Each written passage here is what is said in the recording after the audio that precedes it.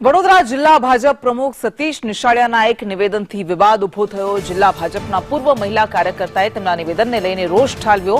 મહિલા કાર્યકર્તા Bharati ભાણવણિયાનો video viral થઈ રહ્યો છે।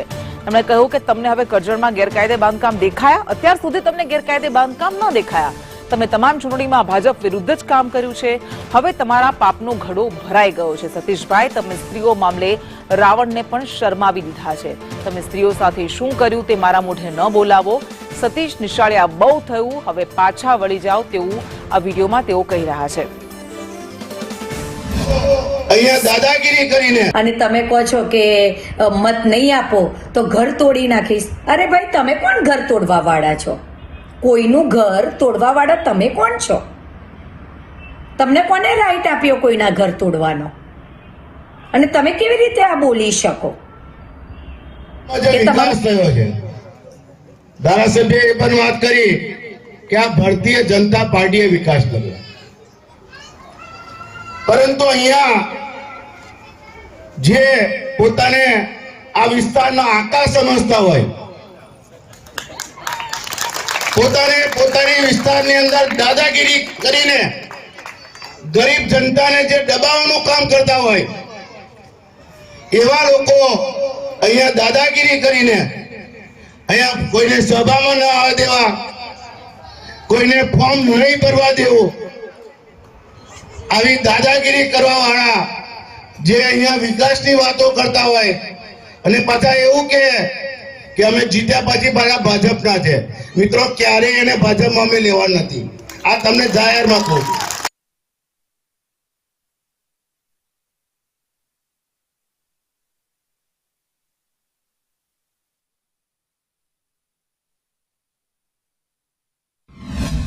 અને તમે કહો છો કે મત નહીં આપો તો ઘર તોડી નાખીશ। અરે ભાઈ, તમે કોણ ઘર તોડવા વાળા છો? કોઈનું ઘર તોડવા વાળા તમે કોણ છો? તમને કોને રાઈટ આપ્યો કોઈના ઘર તોડવાનો? અને તમે કેવી રીતે આ બોલી શકો કે તમારું ઘર તોડી નાખીશ? તો કે છે ગેરકાયદેસર જમીન ઉપર, સરકારી જમીન ઉપર બનાવ્યું છે, એ ઘર તોડવાની હું વાત કરું છું। એવું તમે હમણાં એક ટીવી મીડિયામાં મેં તમારા ન્યૂઝ જોયા, તો સરકારી જગ્યામાં ગેરકાયદેસર બાંધકામ થયું છે એ ખબર તમને હમણાં પડી? તમે ધારાસભ્ય પણ હતા, તમે જિલ્લા પ્રમુખ પણ રહ્યા છો,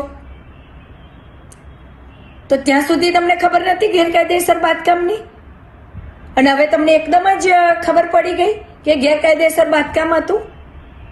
અને હતું તો સરકાર જોશે, તમારે કરવાની શું જરૂર છે? તમારે બોલવાની શું જરૂર છે એવું કે તમારા ઘર તોડી નાખીશ? એટલે તમે ધાક ધમકી આપો છો ને લોકોને।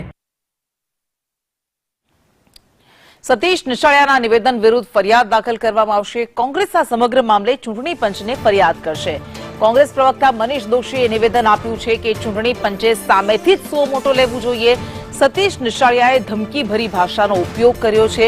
મળતિયાઓને વોટ ન આપે તેવા લોકોને તેમણે ધમકી આપી દીધી, તેમના ઘર તોડવાની વાત કરી દીધી।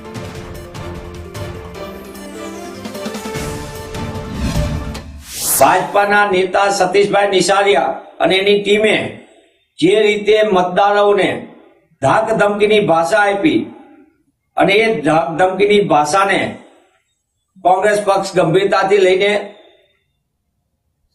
રાજ્યના ચૂંટણી પંચને વિસ્તૃત ફરિયાદ કરવાનું છે। આ સંપૂર્ણપણે લોકતંત્ર ઉપર ગુંડાગીરી, અસામાજિક તત્વોનો કેવો પ્રભાવ અને સત્તાધારી પક્ષના માણસો ચૂંટણી જીતવા માટે કેવા હથકંડા અપનાવે તેનો જીવતું જાગતો વધુ એક ઉદાહરણ છે।